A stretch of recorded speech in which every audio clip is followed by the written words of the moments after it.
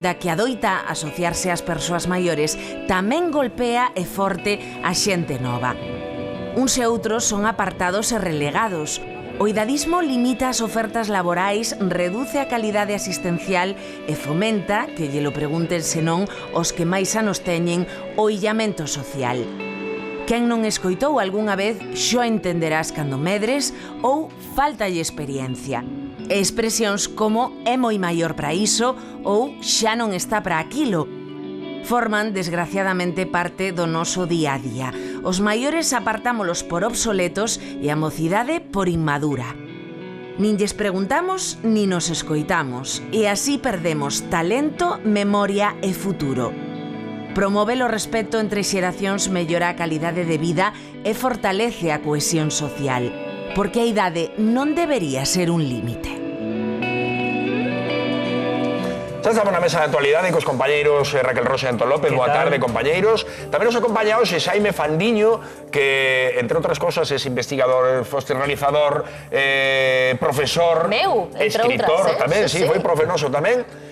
Con Pablo Abelleira, que ele é estudante universitario, tamén traballa como conserxe, e hoxe imos debater con eles de idadismo. É dicir, a discriminación pola mera razón de idade. Agora debatemos, pero xa vos digo que se na casa tivestes algún problema pola vosa idade, algunha discriminación sufristes, podes chamar tamén para contarnos, que este é un programa interactivo que facemos entre todos.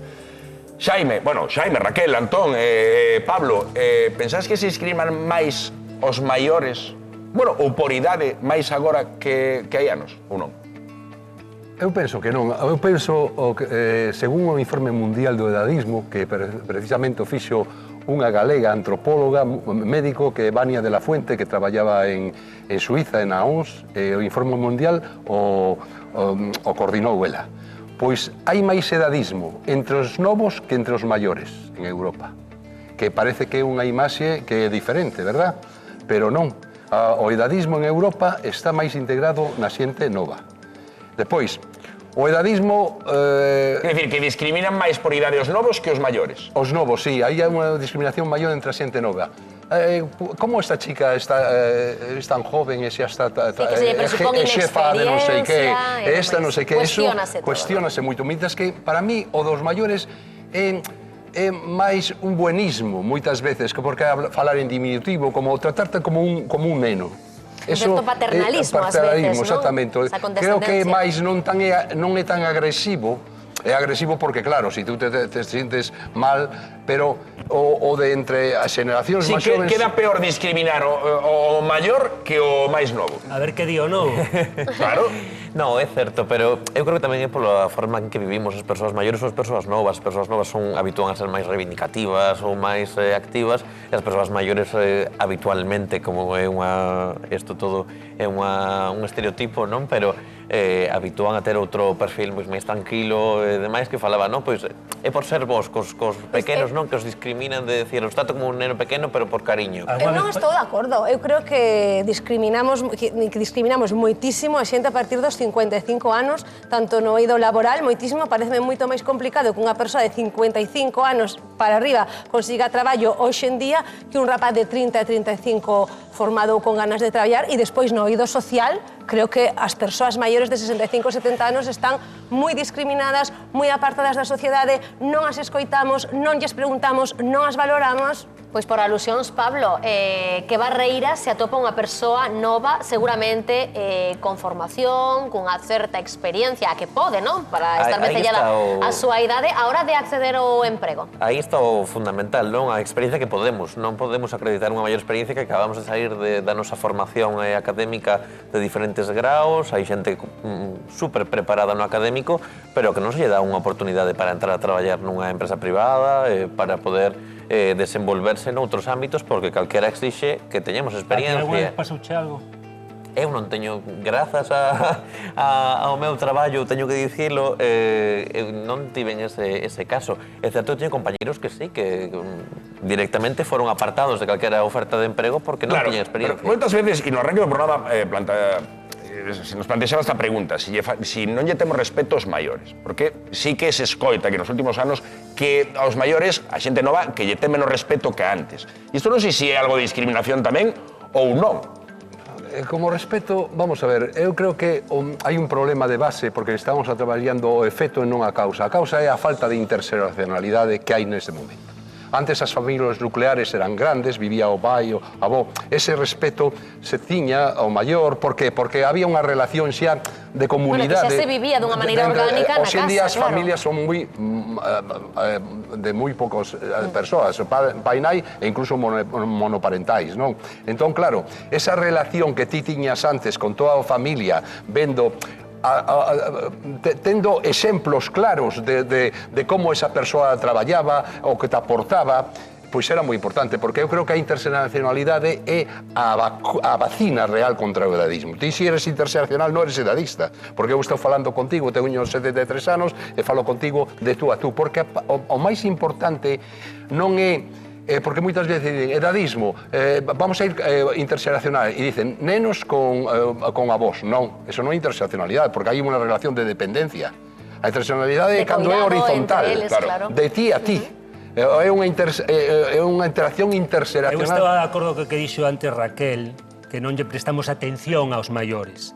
Eu unha vez escoitei unha frase ao compañeiro de Radio Galega, Susto López Carril, non me vou apropiar a frase, nin a idea, e é que hoxe en día non importan os maiores, non era como nas tribus dos indios e dos apaches onde todo o mundo acudía ao maior para pedir consello e que facer, non? Quizáis tamén é verdade que os tempos cambiaron moitísimo, moitísimo. E que agora estamos nunha sociedade na que semella que se non eres productivo non vales nada, non? Vales polo que produces. E un xubilado só gasta, non produce. Entón, aí valoramos os medios, non? E despois hai outra cousa, que é a presión estética que todos sufrimos, que non podemos evitar. Que non, eu non digo que a xente nova non teña os seus problemas, pero quero dicir, vos non sufrides do mesmo xeito esa presión que pode haber por evitar o envellecemento. Sí por estar o mellor posible, pero non por evitar o envellecemento. Entón, máis presión para vos. Non eres productivo, non eres novo, non consumes tanto de moda. Entón, como que, pa que estás? Pero eu creo que o máis importante é que ahora, porque estamos noutra época, o sea, estamos na IA, unha época totalmente. Eu cando fixen a miña tesi doutoral no século pasado, buscar un libro era dificilísimo. Ahora estou facendo outra tesi doutoral, é un chupe.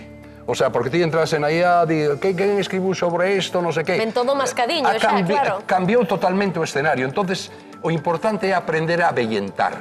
É aprender. Entonces, eu sempre digo que ten que haber unha asignatura, pero transversal durante toda a vida, que eso, plan vital, que lle enseñan aos chavales plan vital e que van a pasar por unhas edades e que fracasar é interesante. O sea, teñe que, porque, vamos a ver, se agora coa medicina tal como hai, imagínate que dentro de 50 anos a xente chega aos 120 anos, vale? Que hace unha persoa entrando a estudiar aos 18 anos unha carreira, meterse aí 4 anos? Oye, que iso é un debate interesantísimo. Te das conta, non ten nada que ver. Sí.